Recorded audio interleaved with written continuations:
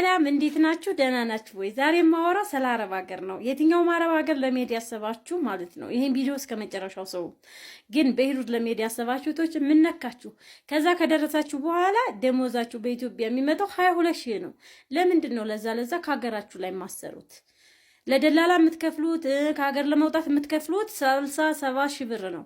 ከዛ ሄዳችሁ ግን 22 ሺህ ነው ደሞዛችሁ። ለምንድን ነው በሂሩት የምትሄዱት? በሂሩት እኮ ለራሷ ያደገች ሀገር አይደለችም።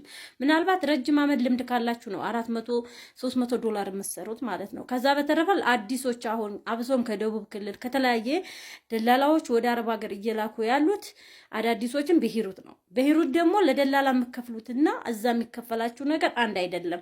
በዛ ላይ ዋስትና ቢሮ ሊኖረው ይችላል እዛ ሀገር ላይ ማለት ነው። ኢትዮጵያ ግን የሚልካችሁ ቢሮ ዋስትና የለውም።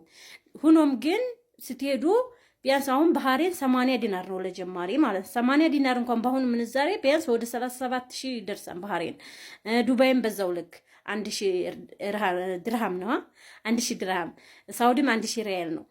ከሌላ ከጆርዳንም አሁን ጆርዳንና ቤይሩትን ያልወዳቸውም ነገር ግን ከጆርዳንም ያነሰ ነው ቤይሩት እየተከፈላችሁ ያላችሁ ማለት ነውና ቤይሩት የምትሄዱ እህቶቼ አስቡበት። ቤይሩት ምንም አይነት እድገት የቤይሩት ብር አገልግሎት ላይ አይውልም።